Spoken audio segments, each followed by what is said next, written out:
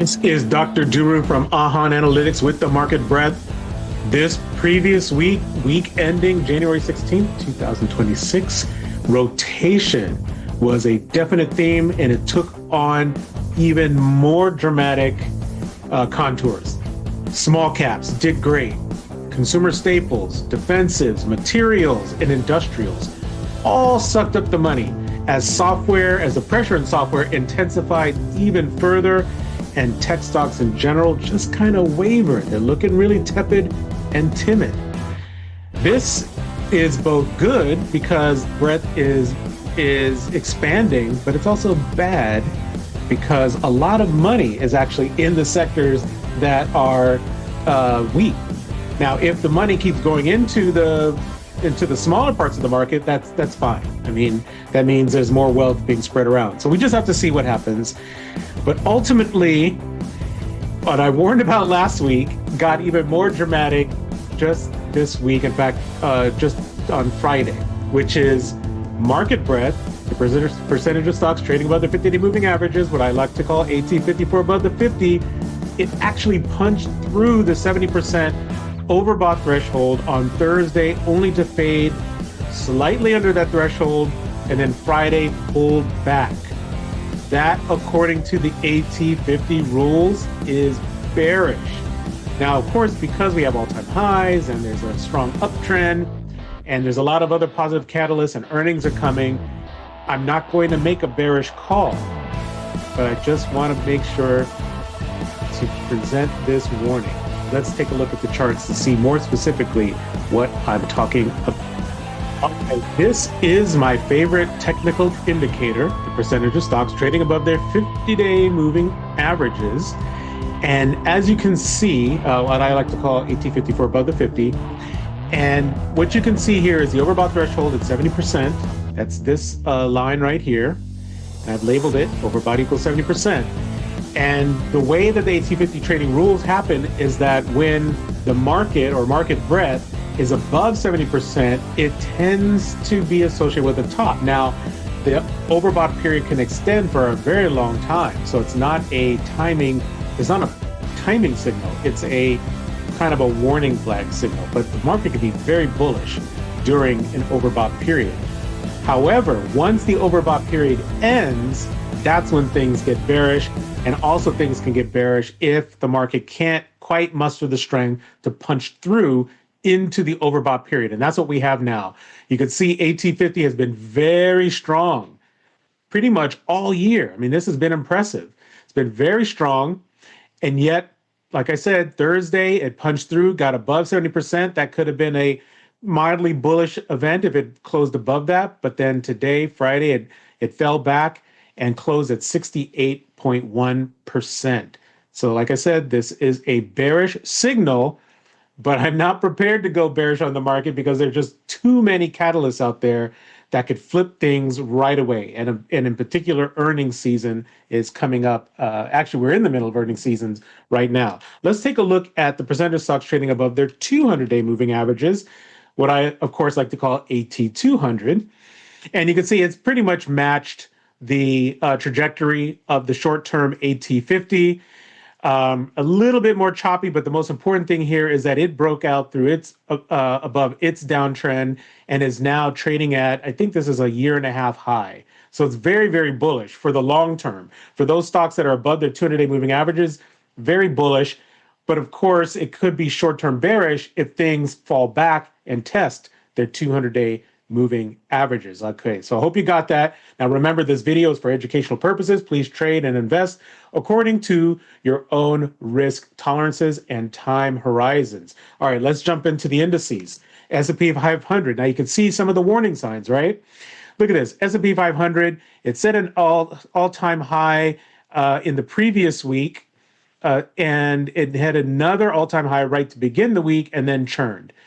Now, throughout all this, you can see it tested its 20-day moving average, so that was nice. And 20-day moving average is that dash line.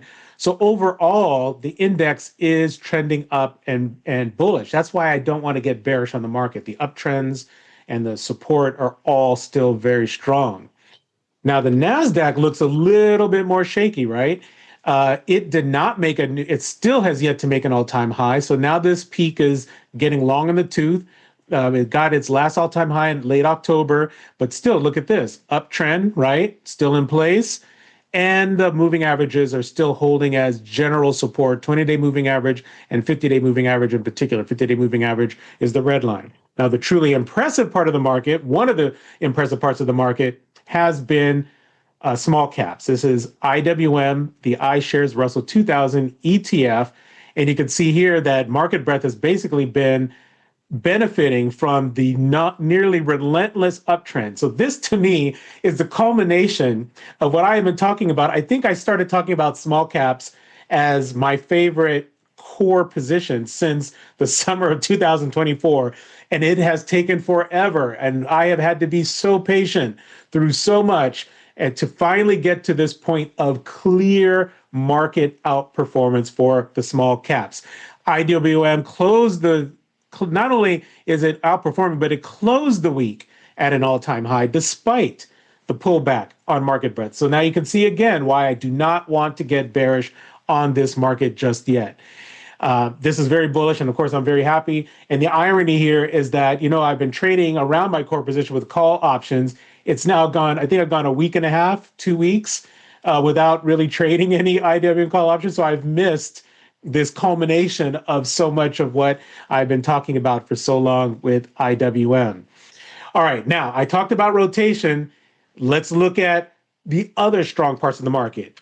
Now, some of you might worry about this. I'm not going to worry about it, but for now anyway, Consumer Staples Select Sector SPDR ETF, otherwise known as XLP. Look at this massive, massive uptrend. It started actually in the previous week. Thursday, January 8th, it surged 2.4%, and buyers did not look back. I mean, look at this, update, breakout above the 200-day moving average, which is a blue line. It only took a very small pause right here today, Friday. It pulled back about 0.3%. Now, this has been a very strong move, but XOP is far from a breakout. I shouldn't say far, but it's not yet broken out. So it's not bullish.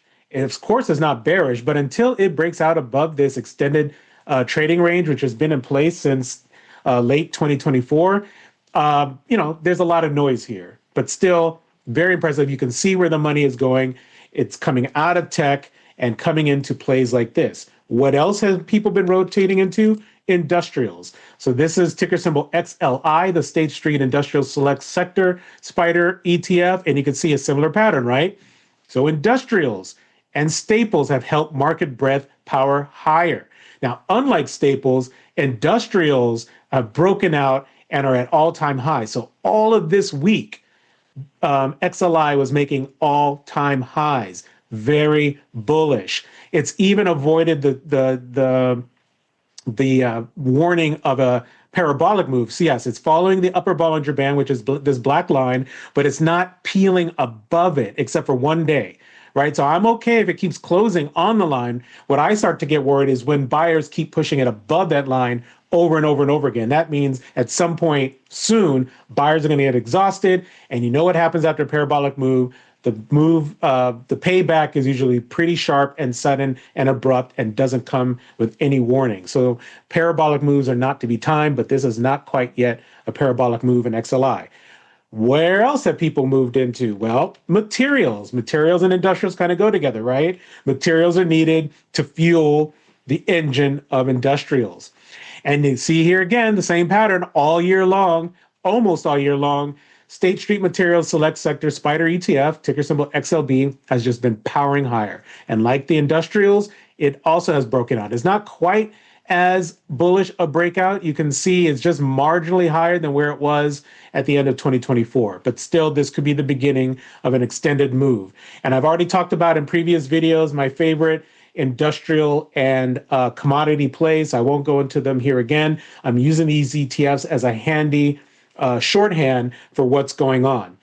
Now, in my last video, I talked about how one of the sectors that was doing well that prevented me from getting where I said, hey, how can you get bearish on the market when financials are doing well? Well, of course, what happened this week?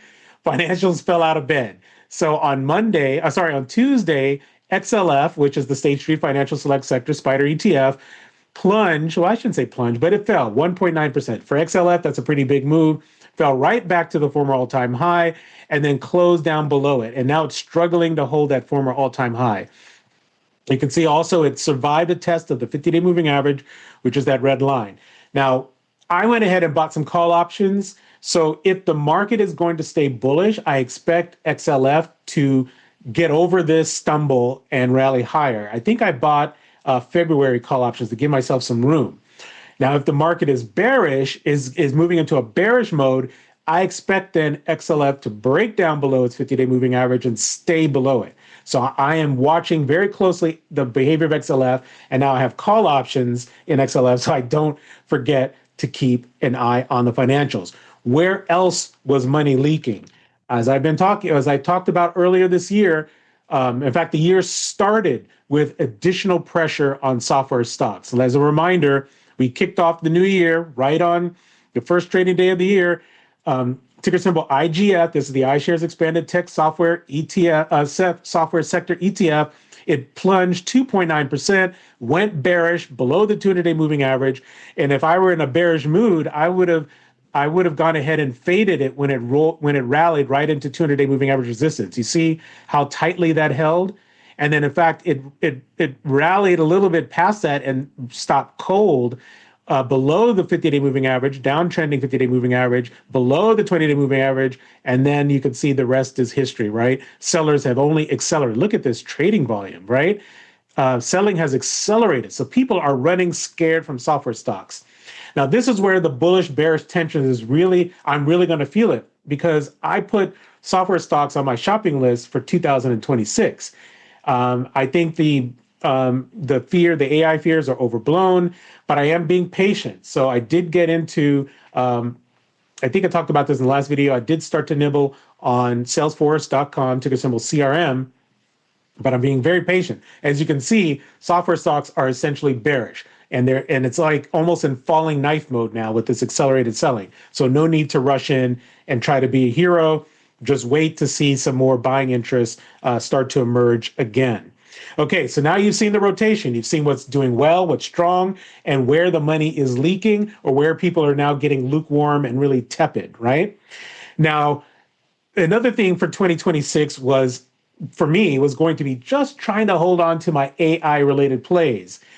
Unfortunately, the market has tested me here as well. So I finally had to get rid of Dell. I've already talked about Dell enough, so I'll just note to say that it broke down below its 200-day moving average in the previous week. I gave it some time to see if buyers can really punch it right back up because some of my AI plays actually did rebound very strongly, very happy with that. But the trading in Dell Technologies, ticker symbol DELL, looks so tepid. I just got out. Of course, I would have loved to have had the perfect timing and sold at these highs, above 160. But I was trying to make Dell a core holding, and now it's just failed me. And I just want to preserve what remaining profits I have. And I got out of that. Now, the irony is that I talked about advanced micro devices, ticker symbol AMD before. The irony is I am now back in AMD. I got out on this 50-day moving average breakdown that was confirmed. And I've been watching AMD just churn up and down for 2 months. And it finally broke out above its 50-day moving average. Now, I got back in, but I did not get back in with the full amount of shares. In fact, I only got back in with a sliver of shares. I'm using my no regrets trading principle, which is I bought a small amount of shares just so I can be in AMD in case it just rockets higher from here. I'm very skeptical that it's going to do that.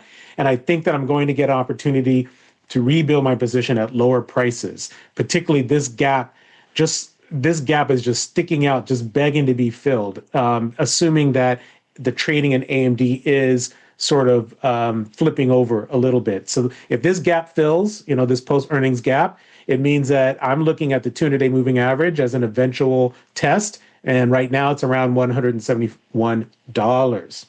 Okay, now let's go into some other stocks. I said there's money going elsewhere. ADM, Archer Daniels Midland Company. This is an agriculture company. You can see the nice breakout. I've talked about ADM. Actually, I can't remember now. It's been a while. I bought it as a recovery play. You can see It was out of favor for a very long time, going all the way into last year's spring, and it's had a nice rebound. Now, my expectations for the upside for ADM are very tempered. So for me, if I didn't have shares, this would be a buy the dips, not chase the rip, which is this. You can see it's closing consistently above its upper Bollinger Band, and this is not a good recipe for chasing. It could fall back, and then I would buy, add to my holding. Where else has money gone to? So people have been chasing beaten up stocks like CarMax, ticker symbol KMX. Remember last year I talked about how ignoring big downtrends can be so dangerous. And I talked about how CarMax has consistently dropped and plunged post earnings. And the last time was in November, it plunged 24%. Well, you know what? CarMax never traded lower since. And buyers have been buying and nibbling until finally they closed the gap, which is a bullish sign, and alongside a 50-day moving average breakout last month. And then it weakened, tried to shake out some last week holders. And then all this year, it is shot straight up.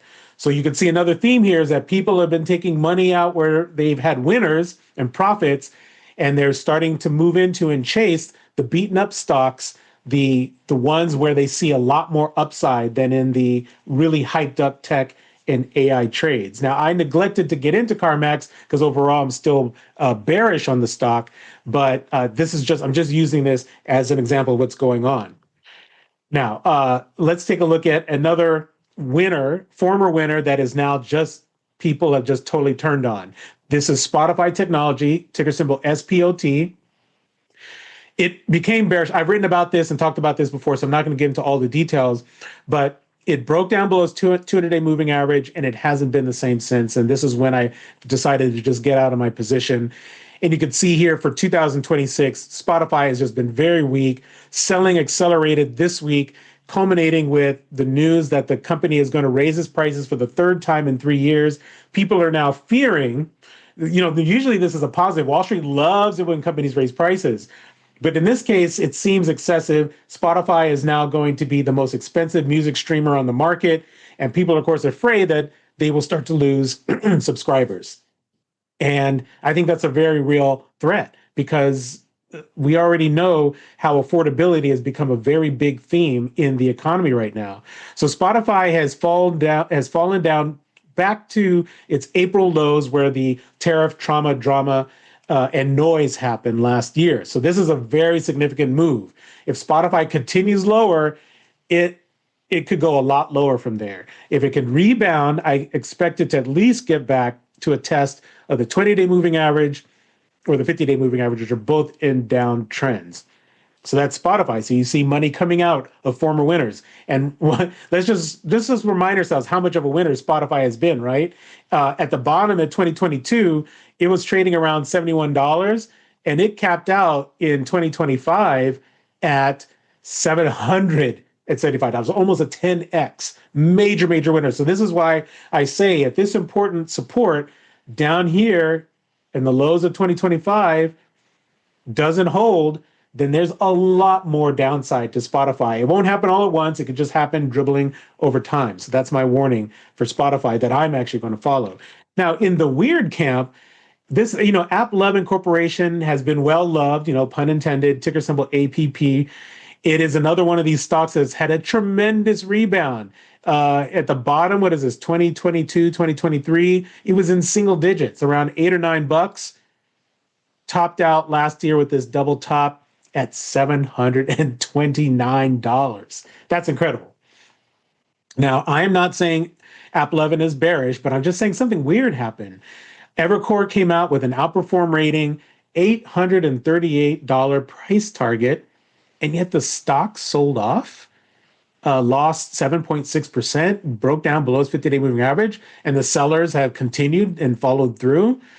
This is the beginnings of a bearish move. I mean, short term, yes, this is bearish. It's broken down below the 50-day moving average, but I wouldn't short it here. I would only want to short it around the 50-day moving average. But regardless, this is a stock that can move up 10% in a flash, so it's very dangerous to short.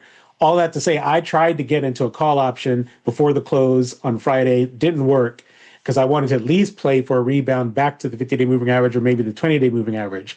But anyway, the warning that I have for myself is that when a stock doesn't act the way you think it should, something could be up. And in this case, a stock that got upgraded to $838, which is much higher than where it was at the time of the upgrade, it should at least stay flat or go up a little bit. It shouldn't sell off with high volume.